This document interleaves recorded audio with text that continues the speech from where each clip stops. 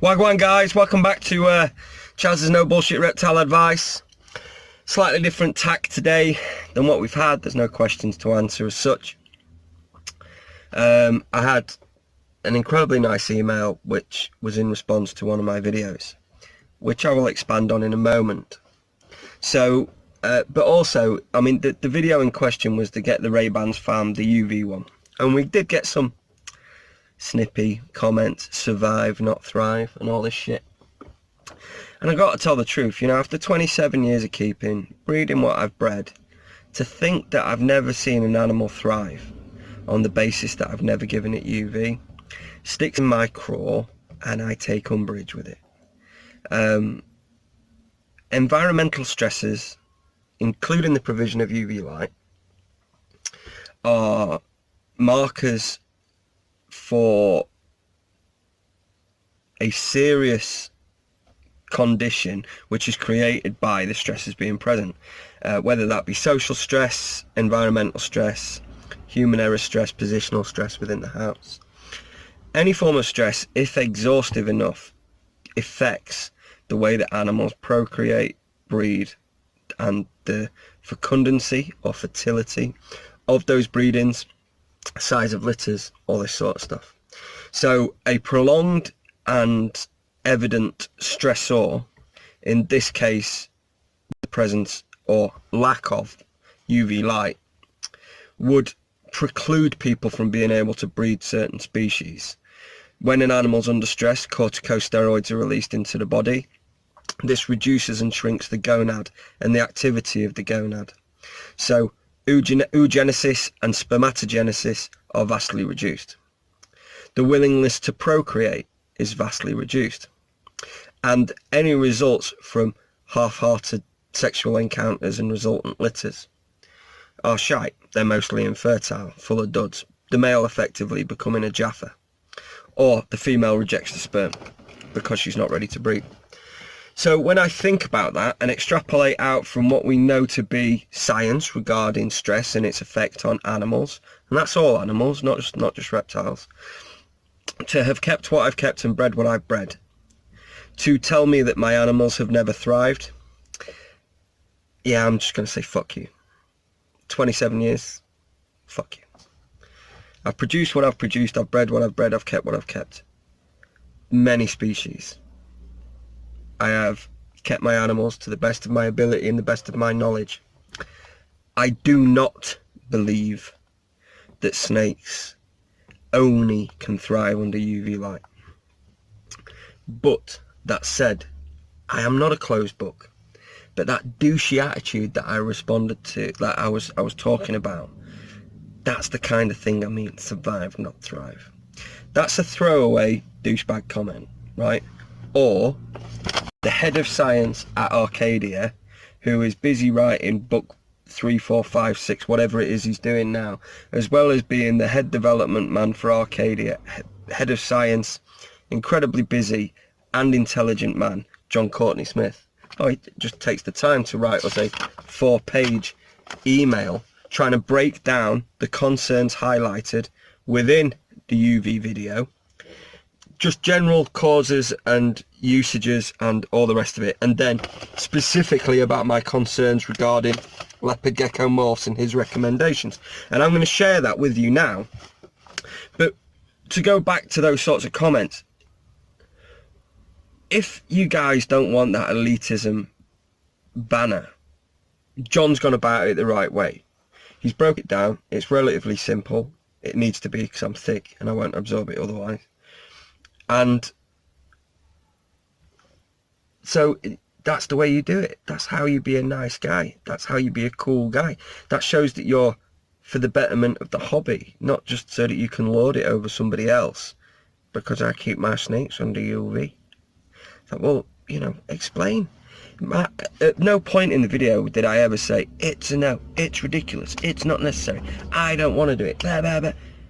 I don't see the need. I'm not a closed book. If you want to explain to me, you can. John has. Snippy commenter who says, survive, not thrive. Bullshit. Jog on. Visit another channel. Who cares? You know, if you want to be an arsehole, there's plenty of forums online with these bioactive dudes and these advancing dudes. Go join them. You'll fit right in.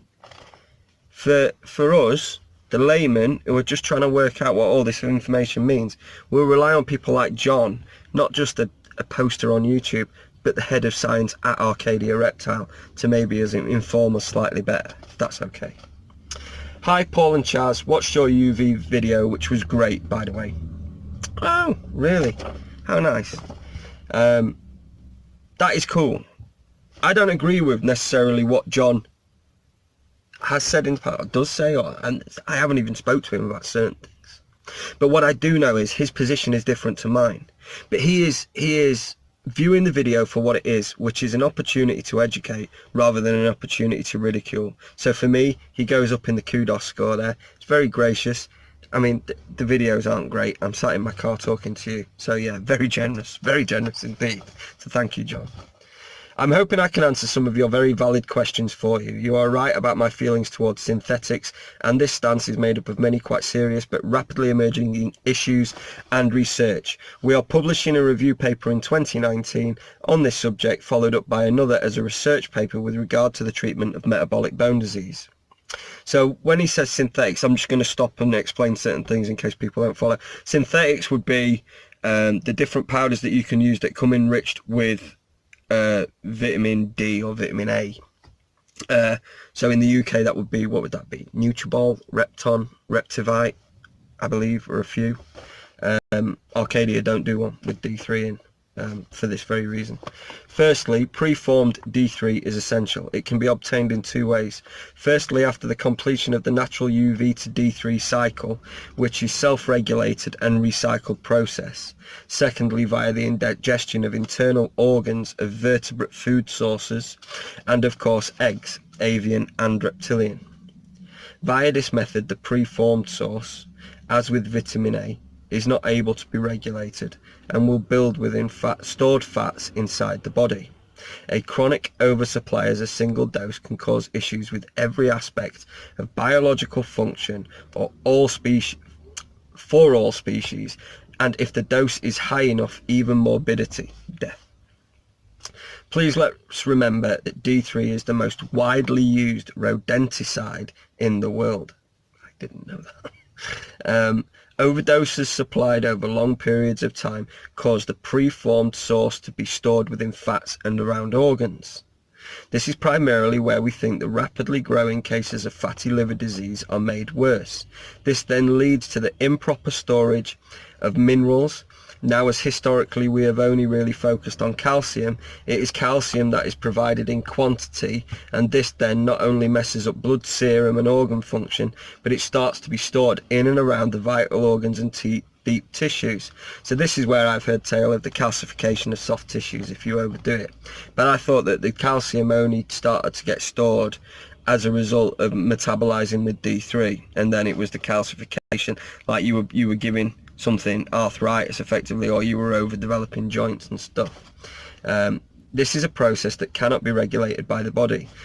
In the reverse, if only supplied via the mouth, a lack over time will cause the blood to continue to request minerals to allow organ function from the reserves in the bones. It is borrowed from Peter to pay Paul, ongoing until a troublesome depletion occurs. This troublesome depletion is the precursor to MBD in all of its 100 forms. So I think that's interesting. So this is all made much, much worse, as there is no firm dosage for preformed vitamins derived orally. This is the subject of our paper. Have a look at the pots of powder on the shelf and available to you, and you're welcome to do it as well. I did. You can buy any mix of powder you choose, usually chosen by habit or colour of pot for keepers, so brand loyalty effectively. The quantity of these compounds, vitamins A, D3 and E, can vary from brand to brand from 20 IU per kilo. So IU is international unit, and these are internationally agreed units of size for fat soluble minerals, including A, D3 and E, to 20 million IU per kilogram for vitamin A, and 6,000 IU per kilogram to 2 million IU per kilogram for D3. And there's 3 exclamation marks after that one. So this is quite the difference in the amount that's being provided. Again, no agreed safe and effective dose. In medicine, this would be called the maintenance dose, and a vast array of choice, now in incredibly high volumes. So why are the product generating brands simply increasing potency rather than researching the actual truth? So that he says some sensitive stuff, but effectively, between me, you and the Garden Post, not everybody was open to maybe John's attitude towards the use of orally administered vitamin D3, and it all got a bit mean. So he says, following on from that, okay, so we know from Ferguson's now ancient paper with chameleons and green iguanas that even tiny doses of UV energy will create up to 12 times more D3 in the blood serum. This alludes that synthetic D3, the stuff we give in powder, is not assimilated properly, and therefore it is surmised that we strengthen doses to make up for the shortfalls in the levels found in the blood. So notice that they do not explore all the other cycles and processes that are tied into the availability of these compounds, just that the synthetics are less assimilated or used. This is now very old research, and we have come a long way since then. We also know that oral vitamin A totally buggers up the natural D3 cycle, and that given orally, it in effect removes the self-regulation via the natural D3 cycle after exposure to terrestrial full spectrum daylight, and sets off a chain of events that rumbles on in problematic ways in every other cycle. It may be these vast doses of vitamin A are the cause of D3 related fatty liver, and that is what is most current thinking. Now, carnivores and omnivores, even those we class as opportunistic, have developed to use every part of nutrition from everything that surrounds them. This means that there is a use for and a level of protection against all of the parameters of supply that surround a species. They will have access to whole animal sources, and as such they will have the ability to safely use these compounds within their diet. A real issue surrounds obligate herbivores, where we see an inability to assimilate D3 and A as a preformed source. So what screams to me there is tortoises are the issue there with the synthetic D3 and A. And they're obviously obligate herbivores, apart from maybe red-footed tortoises, who must have developed some sort of ability to be able to absorb it better. Reports are coming in from studies showing detriment to them. Again, if we subscribe to the theory of natural selection via development over time, this makes sense. We also know, alongside the ability of some reptiles to use preformed sources within the natural balance of wild contents, so the internal organs of their prey items, that they are able to use the natural D3 cycle to both top up but also regulate levels within the body. If we look at all light, we see that UV as the whole group of UVA and UVB allows and regulates the D3 cycle, but it also helps with skin health, activating colour vision and many self-regulatory blood chemical processes. Visible light, of course, provides stimulus and contains energy that is usable from red into infrared, and pushes energy via its photons into the dermis, which is in turn harnessed and used as expressible energy in ectotherms. So yeah, it warms them up. Where am I? It is the whole spectrum that is used, not just parts of it. This is the way of development over time. If an energy source is available, it is used. To quote Fran, and when he says Fran, he means Frances Baines, she's done loads of UV research in the UK and is seen as a demigod. It would make a mockery of the whole theory of evolution by natural selection to suggest anything else.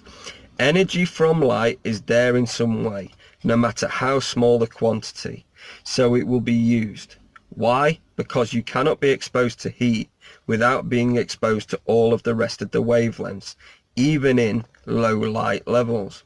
When she said that to me, it is a magical moment, and it started off a chain of events that's led to 4 books and 600 published articles. I suddenly got it. Bless her, he says. So he had his epiphany moment, you know. So let's carry on. So I then started to think about the use and interaction of biology, what is used by what and why. It is clear that every single process and cycle is bound into and affected by every single... John, what are you doing to me? It is clear that every single process and cycle is bound into and affected by every single other that occurs in the body. It must be other cycle that occurs in the body. This means that development over time, or natural selection, dictates the need of every species in its own environment. Changing slowly as the environment changes, this becomes the benchmark for what is needed to run, and the animal. John, what are you doing? This becomes the benchmark. I'm sorry, I'm cocking this up. This becomes the benchmark for what is needed to run an animal as it follows the developed interaction. So now we start to talk about Leos, which was the point that I was making in the video. So Leos can assimilate synthetic D3 via... can Leos assimilate synthetic D3 via an oil source? Yes! Exclamation mark. So that means our Nutribol, Reptile, Reptivite, they can assimilate. Good. Whew. Why? Because they are opportunistic omnivores with highly insectivorous tendencies. The thin skin allows them to self-regulate properly in the wild and then top up via the odd reptile, tiny bird or mammal that they encounter.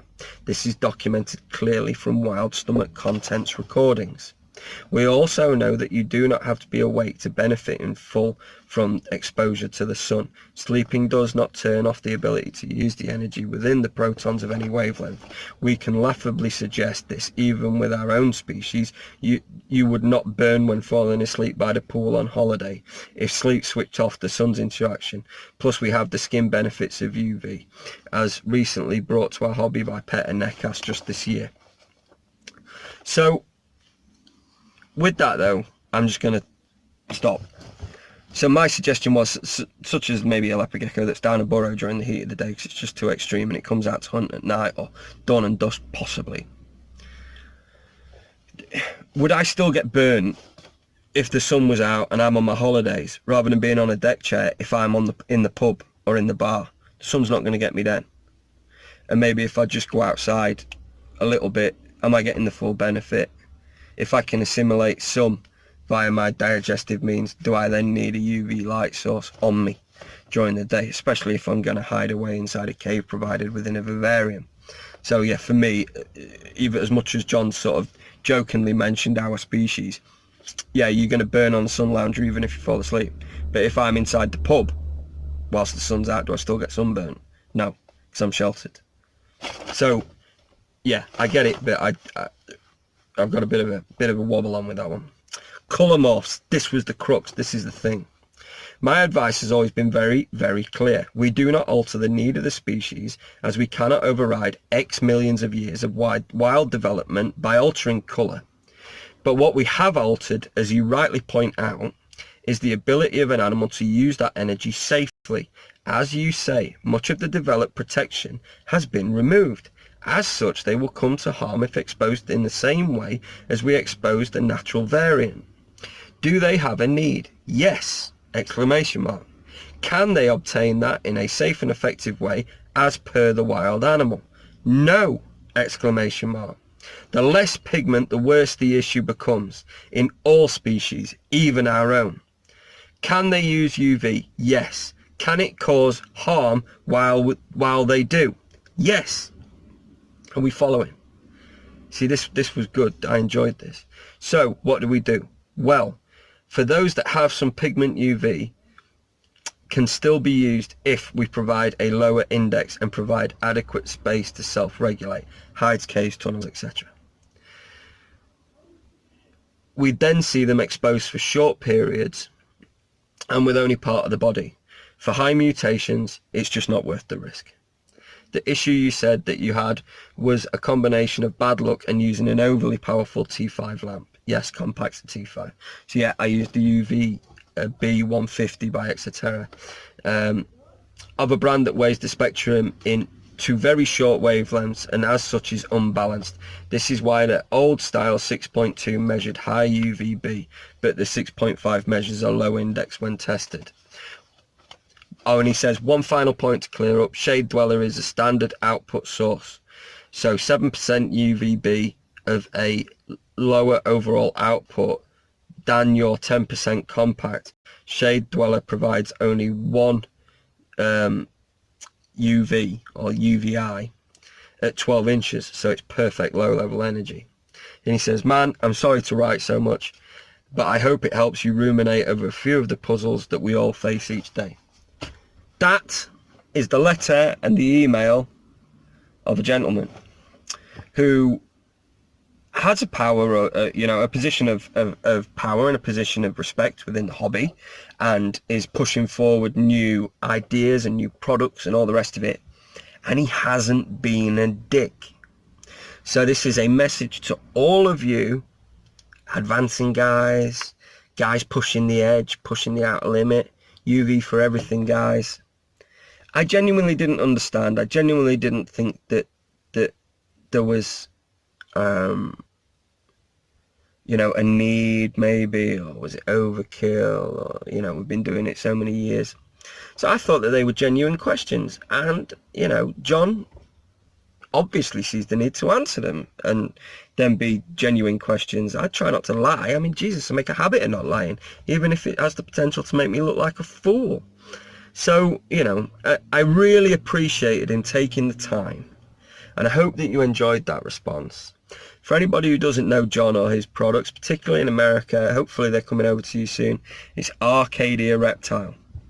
And John is the head of science for the birds and the reptile lights. They're fantastic, they're well researched. John's just published a new book, keep an eye out for it. I found him to be incredibly helpful, open and giving with his knowledge, and not at all stroppy, arsey, arrogant or knobheadish like some of the people you come across. So I hope you enjoyed that. I know it was a bit weird me just reading the letter, but I thought it was really important that we get that across. This is the other half to the argument, so maybe it helps us understand a bit better. So we'll see you all again soon. Visit the website, which is www.snakesandadders.co.uk, and see what we're all about. Cheers guys.